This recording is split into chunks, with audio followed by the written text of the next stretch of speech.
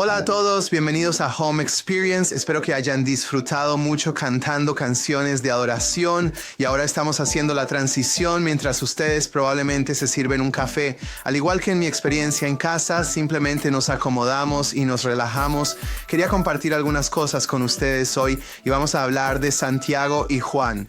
Ellos son discípulos de Jesús y el pastor Greg durante las últimas semanas ha hecho un trabajo realmente excelente presentándonos a los discípulos, especialmente desde el mismo principio. Si recuerdan, nos preguntó si podíamos recordar los nombres de esos discípulos y hubo mucho silencio en mi grupo en casa.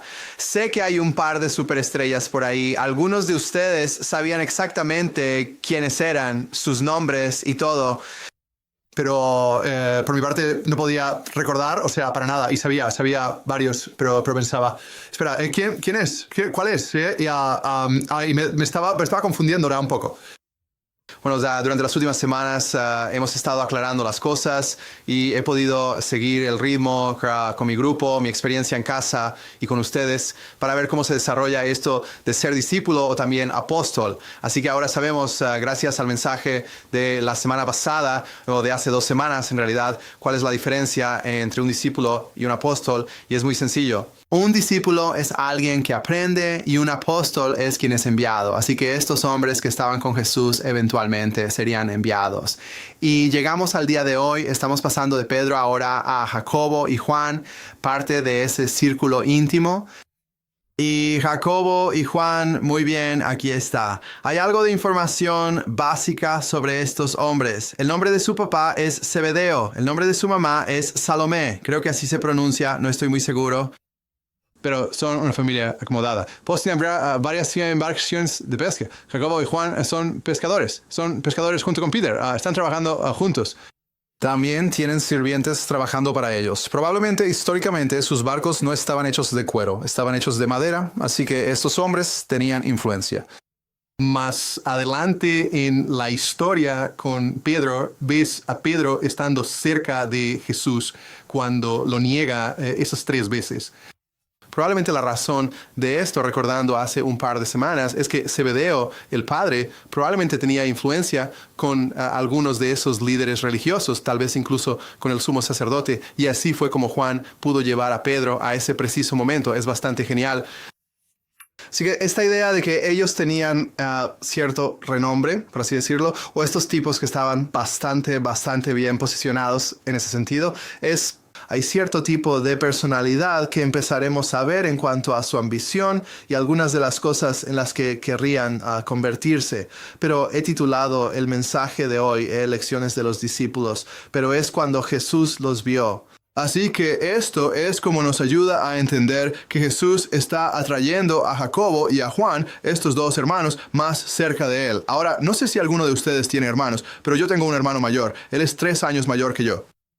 Y al crecer, teniendo un hermano, éramos solo él y yo y estábamos constantemente compitiendo el uno con el otro. Si jugábamos baloncesto después de ver a Michael Jordan tirar un saludo a los Chicago Bulls, ¿qué tal? Solíamos verlo en los años 90 y decíamos, vaya, esto es genial, vamos a jugar baloncesto. Así que jugábamos 1 contra 1, luego al mejor de 3 de 5 y después... Y si yo perdía, seguíamos hasta descubrir quién era el mejor jugador de baloncesto en nuestra entrada. O si jugábamos fútbol o béisbol, siempre intentábamos superarnos el uno al otro, especialmente al crecer. Así que si entiendes lo que es tener un hermano, puedes ver esta conexión que tienen Santiago y Juan. Ahora, Jacobo es el hermano mayor, Juan es el hermano menor. Así que hay realmente 2 cosas que he podido extraer en estas últimas semanas de estudiar a estos hombres y ver cómo se desarrollan sus vidas. Lo primero es que no puedes hablar de Jacobo y Juan sin hablar de Jesús. Ellos están, la gran palabra es inextricablemente unidos. Sí, ahí lo tienes. Estamos usando esa palabra universitaria, ¿verdad? Así que están básicamente tan unidos que no puedes separarlos. Y de eso se trata realmente el entender a Jacobo y a Juan. Cuando piensas en Santiago, cuando piensas en Juan, piensas en Jesús. Y esa es realmente la meta para nuestras vidas. Cuando la gente piensa en nosotros, queremos que piensen en Jesús. Lo segundo que aprendí es que sin importar tu personalidad o las habilidades que tengas o no tengas, Dios puede usarlo todo y te llama a acercarte más con todo eso para usarlo como ganancia para su reino. Y veremos eso en sus vidas a medida que esto se desarrolla. Bien, quiero continuar con esto en el capítulo 3, versículo 17 de Marcos. Es un versículo muy sencillo y es genial. Es cuando Jesús le pone un apodo a estos hermanos, Jacobo y Juan, hijos del trueno. Miren esto. Dice Jacobo, hijo de Zebedeo, y Juan, hermano de Jacobo, a quienes puso por nombre Boanerges, que significa hijos del trueno. Ahora he preguntado a varias personas en las últimas semanas que creen que significa hijos del trueno, y he recibido un montón de respuestas diferentes. Incluso para mí, mi respuesta ha cambiado con el tiempo. Así que quiero pausar el video por un segundo. Y ustedes discutan por qué Jesús llamó a Jacobo y Juan los hijos del trueno. Y volveremos en un momento.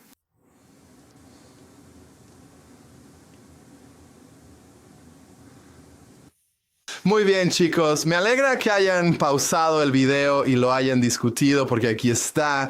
¿Están listos? Nadie lo sabe. Nadie sabe realmente por qué Jesús los llamó Boanerges.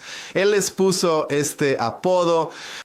Ahora, podemos deducir por qué los llamaban hijos del trueno, porque verán a medida que sus vidas se desarrollan, esta idea del trueno es en realidad un alcance teológico profundo que Jesús hace, específicamente relacionado con el trueno en el capítulo 19 de Éxodo.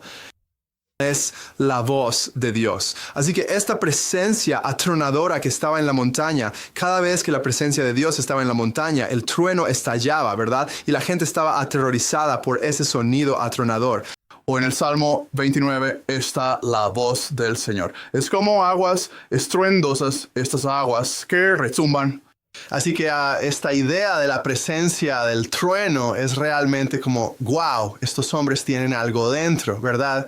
Y luego en Apocalipsis ves en el capítulo 16 donde hay relámpagos y estruendos.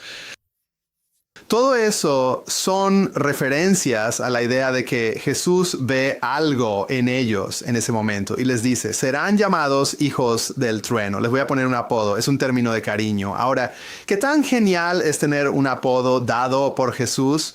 Sé que algunos de ustedes tienen apodos. Tuve un par cuando estaba en la preparatoria, pero realmente no quiero recordarlos. Ya no quiero que me llamen así porque las cosas han cambiado. Pero que Jesús te llame hijo del trueno, tener un apodo, estar así de cerca de Jesús es súper, súper genial. Ahora, esa cercanía trajo consigo momentos en sus vidas en los que intentaban rascarse la cabeza y tratar de entender esto.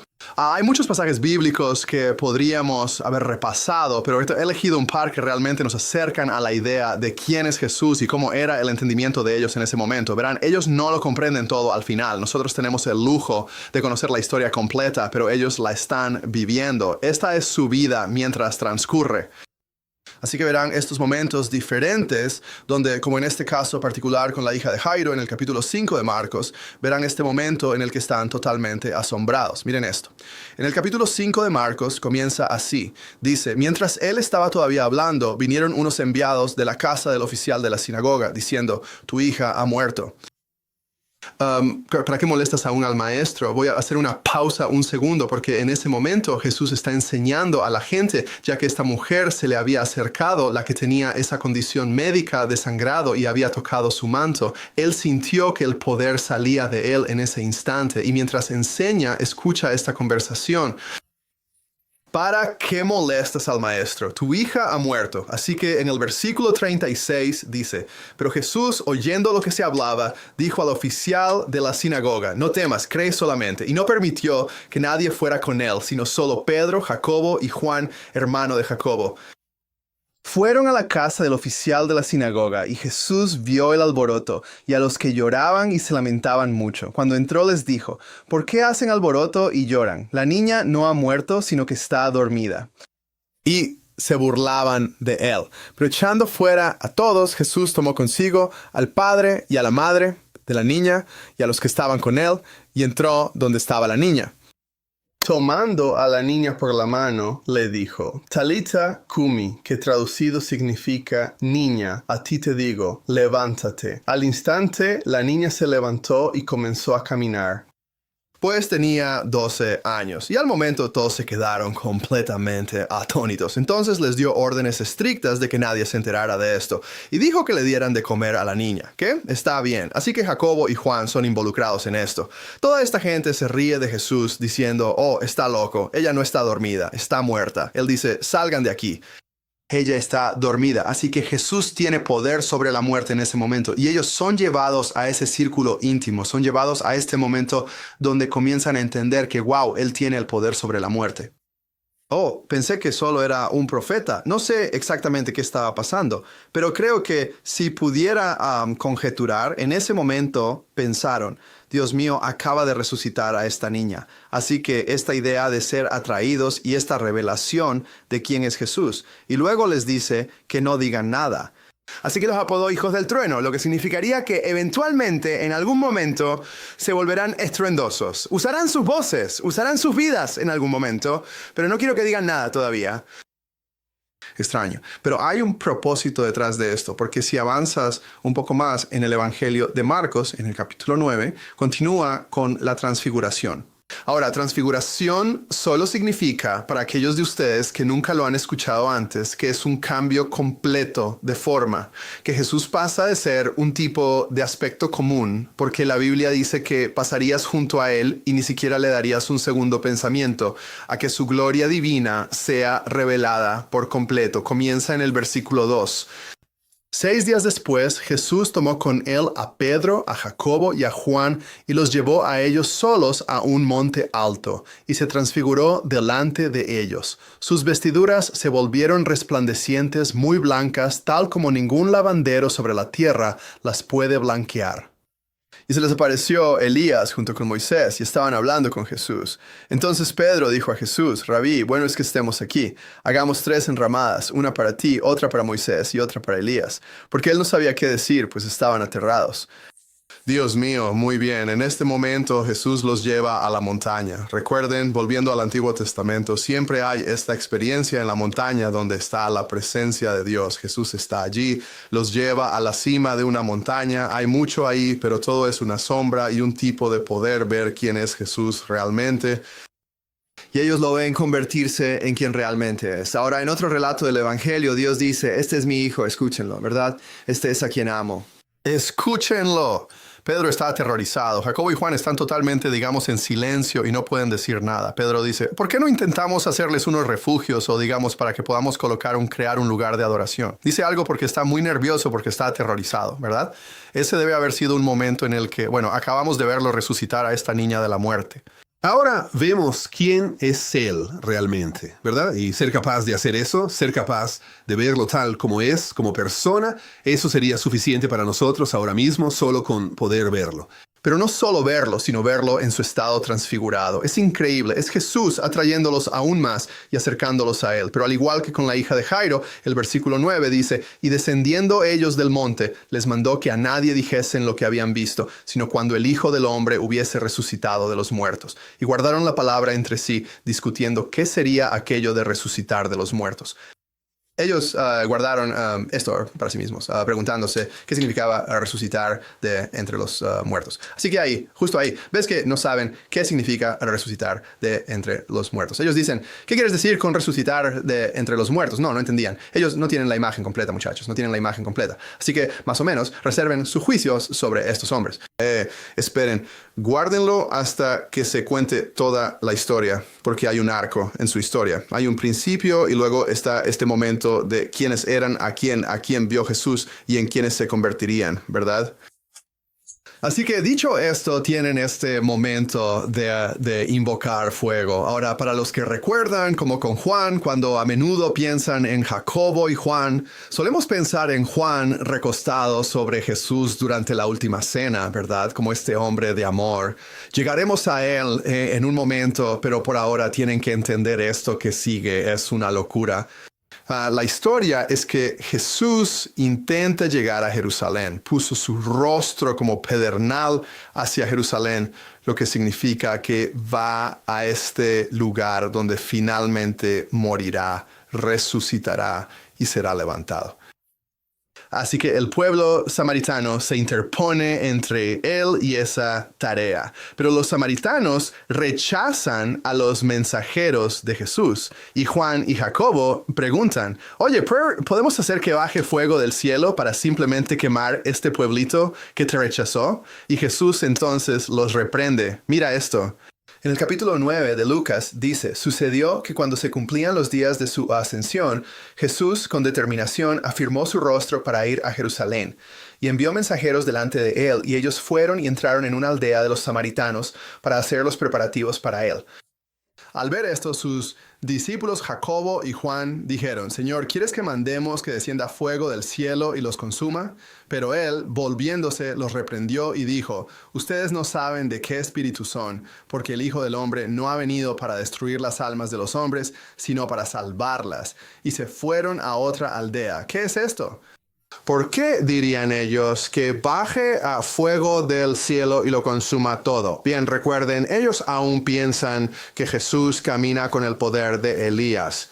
Ahora para nosotros es como, ¿qué significa eso realmente? Para ellos es algo muy presente porque tienen muy claro que Elías, ¿recuerdan esa historia de Elías en el segundo libro de los Reyes, capítulo 1? Si tienen la oportunidad de revisarla, adelante, léanla.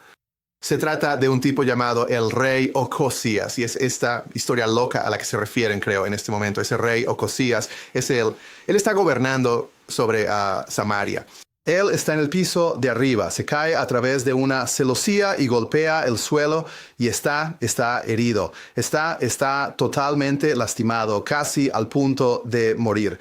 Así que envía mensajeros a consultar a esta gente que adora a Baal Zebub, que curiosamente más tarde se convierte en otro sinónimo de Satanás, y Elías se entera de ello. Él va e intercepta a esos mensajeros y les dice, ¿qué? ¿Acaso no hay un Dios al que adorar? ¿Tienen que ir a adorar a algún otro Dios? Bueno, el rey Ocosías se entera, envía un destacamento de 50 hombres de su ejército y un capitán, y Elías entonces hace bajar fuego y ellos son simplemente consumidos por el fuego. Entonces sucede una segunda vez. Todo esto ocurre una segunda vez. Otros 50 salen con su capitán y entonces Elías vuelve a invocar fuego. ¡Pum! Y luego una tercera vez. Pero esa vez el capitán es lo suficientemente listo para notar las pistas porque todo esto el suelo está quemado por las expediciones anteriores que fueron enviadas. Y ellos van y atrapan a Elías y ellos redirigen toda esa situación. ¿Por qué es eso importante? Porque eso es lo primero que tienen en mente. Odian a los samaritanos, no quieren tener nada que ver con ellos. Ellos los rechazan y notan en el capítulo 4 de Juan cuando Jesús habla con una mujer en el pozo, ella es de Samaria, ¿verdad? Están listos para destruir a esta gente en cualquier momento porque se lo merecen. Bueno, estos tipos, ahora empezamos a entender un poco más sobre sus personalidades. No son hombres amables, pero tampoco son realmente ruidosos, y eso es un adjetivo interesante sobre Santiago y Juan, que están llenos de celo. El celo no es ruidoso. Celo significa gran energía, significa entusiasmo. Son apasionados por su maestro, son apasionados por Jesús y conocen su poder. ¿Por qué? Porque lo han visto transfigurado. Saben que Él podría hacer caer fuego sobre ellos, pero Jesús los reprende. Ahora, hay más en esta historia, lo veremos en el próximo video.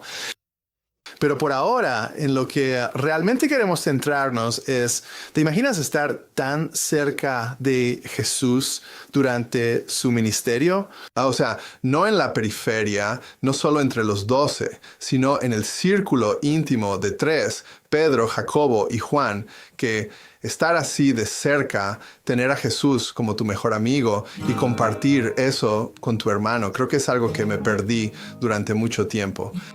¿Y por qué los llaman hijos del trueno? Lo descubriremos un poco más, incluso más a fondo sobre la razón por la que los llaman así. Pero para nosotros ahora mismo hay una parte muy interesante de todo esto. Y es que ¿cómo es posible que alguien pueda cambiar su corazón por los demás? ¿Cómo podemos cambiar nuestro corazón por los demás? Y es por la cercanía que tenemos con Jesús. Mira, este proceso Ellos no veían lo que pasaba en sus vidas, pero Jesús veía que cuanto más se acercaban a Él, más empezaban a parecerse a Él. No eran así al principio, pero con el tiempo empezaron a hacerlo. Y aquí está lo mejor, que Jesús los llamó sus amigos. Y en Juan 15:15 habla de cómo Jesús dice, los he llamado amigos. Él nos llama amigos. Pero ¿cómo es que somos amigos? Y si hacemos lo que Él nos dice que hagamos. ¿Y qué nos está diciendo que hagamos? Nos dice que nos amemos unos a otros, que sigamos sus mandatos y que nos amemos unos a otros. Él dijo, ustedes son mis amigos si hacen lo que yo les mando. Y luego les dice, los he llamado amigos porque les he dado a conocer todo lo que he oído de mi Padre que. Y esto es algo, y es por lo que la vida de Juan sería más conocido. Y eso es el amor, amar. Este es mi mandamiento, que se amen los unos a los otros, así como yo los he amado. Esa es la hermosa imagen de todo esto, que Jacobo y Juan aprenderán a amar porque han estado muy cerca de Jesús. Saben, cuando salimos a nuestros eventos como iglesia y vamos a alimentar a los necesitados y vamos a servirles, estaba un poco nervioso. Para ser honesto, estaba un poco nervioso cuando salí por primera vez. Y sé que algunos de ustedes, sé en particular, puedo pensar en varios de ustedes que estaban muy, muy nerviosos, pero mi hermano incluido, y fuimos juntos y fue lo mejor. Fue realmente genial ver cómo la perspectiva de mi hermano sobre todo esto cambió. Él tuvo malas experiencias en el pasado, pero Dios lo redimió y pudimos compartir la Navidad juntos, comiendo una gran comida allí en la ciudad. Así que solo quería compartir eso con ustedes ahora mismo. Voy a hacer una pausa aquí porque hay mucho más que discutir, pero creo que hemos hablado suficiente porque ¿qué tan cerca estás de Jesús? ¿Qué tan cerca estás? Y cuando la gente piensa en ti, ¿piensan en Jesús? Espero que sí. Que Dios los bendiga. Disfruten su tiempo de conversación.